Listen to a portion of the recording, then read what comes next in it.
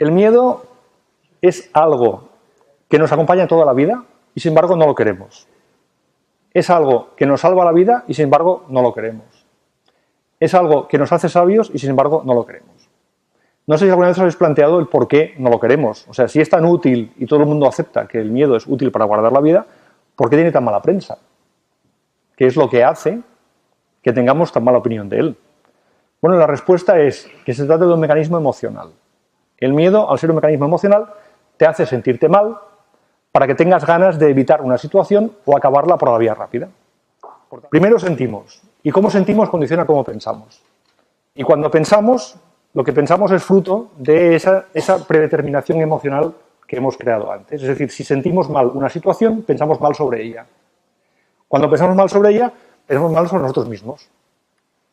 Y así empieza el círculo vicioso. Si queréis más, en el libro lo tenéis muy bien explicado. También funciona en positivo. La diferencia está en que en negativo es automático y en positivo hay que aprenderlo. Por eso no hace falta enseñar a nadie a pensar mal, pero sí hace falta practicar el pensamiento positivo.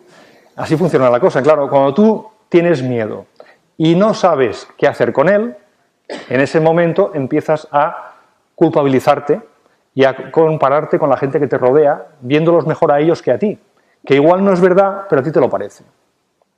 Y ese diálogo destructivo, con el tiempo, te acaba produciendo una incapacidad. Porque la cosa es así. Si yo no sé qué hacer y me siento incapaz, emocionalmente me bloqueo, a continuación pienso que soy incapaz y al final soy incapaz. Y esto es muy importante porque el problema del miedo no es el miedo, es que no sabemos qué hacer con él. Cuando la gente aprende qué hacer con su miedo, descubre que ese miedo se convierte en un potenciador. Imaginaros qué pasaría si en una situación que para mí es difícil, yo sé qué hacer, eso me genera un pensamiento positivo, se me ocurren ideas y a partir de ahí creo más en mí, desarrollo confianza y desarrollo autoestima. ¿A qué mola? ¿Sí? ¿Por qué ocurre esto? Sencillamente porque el miedo te pone a prueba y cuando una prueba la superas, creces. Por tanto, el miedo es el mejor creador de consciencia que tenemos.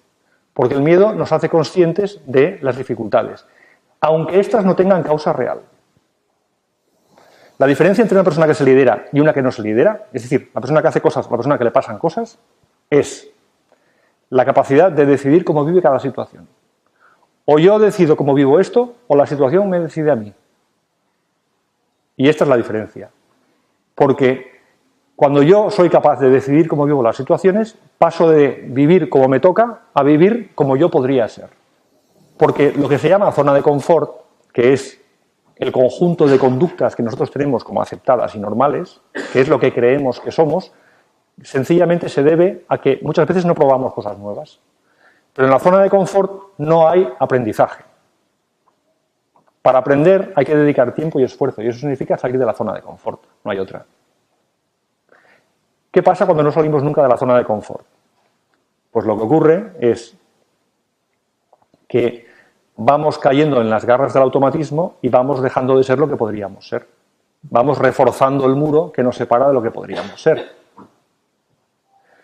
Y ese mecanismo de no salir nunca de la zona de confort, si alguien se lo puede permitir, que lo haga, allá ellos, ¿no? Pero tiene dos peligros. Primero, que el mundo cambiante a veces no lo permite. Yo estaba muy bien, pero estoy en paro. ¡Ostras! ¿Y ahora qué hago? Estoy fuera de la zona de confort y sin músculo. Segundo inconveniente. Hombre, si yo estoy siempre en la zona de confort, me aburro como una ostra, porque en la zona de confort es repetición. Todo aprendizaje está fuera de la zona de confort. Y si vosotros estáis siempre en la zona de confort, ese personaje que nos hemos creado para ir por la vida, que se llama ego, ese personaje se acaba comiendo a la persona.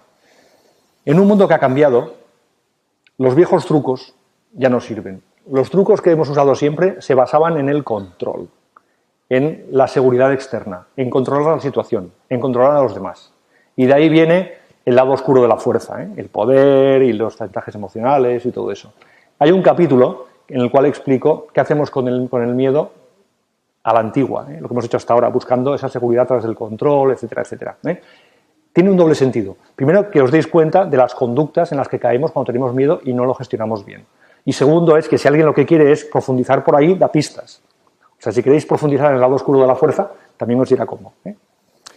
Bueno, para poder hacer este camino, el poder del ego es lo que hay que combatir. el ego es parte nuestra, pero no es nosotros. Cuando el ego toma las riendas, el capitán de la nave, que es nuestro yo superior, se va del puente de mando y el barco no puede decidir su rumbo. Para llevar una vida rutinaria suficiente, pero para poder buscar nuevas singladuras, no. Bien, ¿esto tiene arreglo? Tiene, pero hay que querer hacerlo.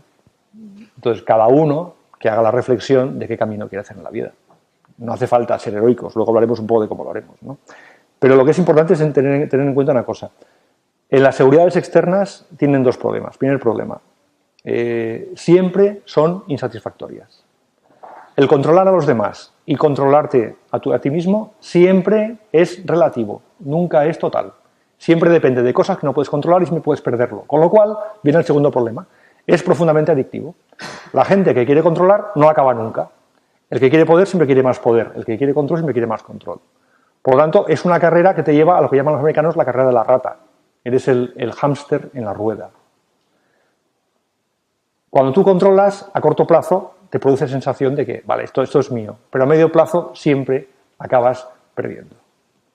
Como los casinos, un poco. Por el contrario, tenemos herramientas hoy en día para emprender caminos nuevos. El camino nuevo que necesitamos hoy es el de la seguridad interna. La seguridad de verdad no es la seguridad externa que depende del control, sino la seguridad interna que depende de lo que tú eres capaz de coordinar y hacer equipo y ensamblar entre tus emociones y tu pensamiento. Esa autogestión es la que te da seguridad interna, es la que te da la capacidad de sentir que tienes recursos para afrontar cualquier situación, por nueva que sea. La buena noticia es que esto se entrena. La mala noticia es que hay que aceptar para eso que tenemos que hacerlo. Sin miedo no hay valor. El miedo es lo que nos hace valientes. Aunque a menudo lo confundimos porque las conductas vistas superficialmente pueden parecer las mismas, lo cierto es que un inconsciente y un valiente pueden hacer la misma cosa, pero no es lo mismo. El inconsciente sencillamente no se ha enterado. Y el valiente ha visto que hay un riesgo y a continuación lo que ha hecho ha sido superarlo. Por tanto, ahí hay un crecimiento. Esto es tan importante que el miedo se ha convertido durante milenios en la vara de medir de lo que valía una persona. ¿Os alguna vez os habéis planteado por qué hablamos de valor? Igual que hablamos de valores de bolsa. Porque la persona que valía era la persona que era capaz de superar su miedo. Puedo decir la persona, puedo decir el australopiteco, o el cromañón o el neandertal. La capacidad de superar el miedo es lo que ha dado la valía de una persona. Y esto tiene una trampa que hay que tener cuidado. Y es que si culturalmente eso ha cuajado porque era útil, vigilar que el pensamiento subsiguiente es si el que tiene capacidad de superar su miedo es el que tiene valor, el que no tiene esa capacidad no vale. Y esto ha sido un problema para mucha gente, porque entonces tienes el miedo y además la culpabilidad y la vergüenza. Y eso aún te aleja más de la buena gestión. No caigáis en esta trampa. Cuando os comparéis con los demás, ellos van a mostrar su lado bonito y vosotros vais a ser conscientes de vuestro lado feo. Por lo tanto, siempre vais a perder la comparación. Aparte, vuestro cerebro tiene lo que se llama sesgo negativo cerebral, en el que tiene más facilidad para ver lo malo que lo bueno. Por tanto, vigilar esas comparaciones. Pero es que además, en ese miedo concreto igual tú pierdes, pero en otro tú ganas. Es decir, todos tenemos la capacidad de superar el miedo. Evidentemente, no todos los miedos hace falta superarlos, ni todos los miedos tenemos por qué superarlos. Si yo hago lo que dice el miedo, vivo en función del miedo, tanto como si yo hago lo contrario a lo que me dice el miedo, que es la huida hacia adelante. Lo que importa no es que yo haga lo que dice el miedo, tanto porque le haga caso, porque vaya en contra de él. Lo que importa es que yo pueda decidir mi vida. Y esa es la diferencia. La persona que de verdad tiene valor es la persona que es capaz de decidir su vida a pesar del miedo. Sea que le pida seguir sus órdenes o sea que le pida luchar contra ellas. Los verdaderos héroes somos nosotros. A veces me pasa con alumnos. Dices, es que ahora no hago esto porque no estoy bien. A ver, si has de esperar a hacer las cosas a estar bien, nunca haces nada.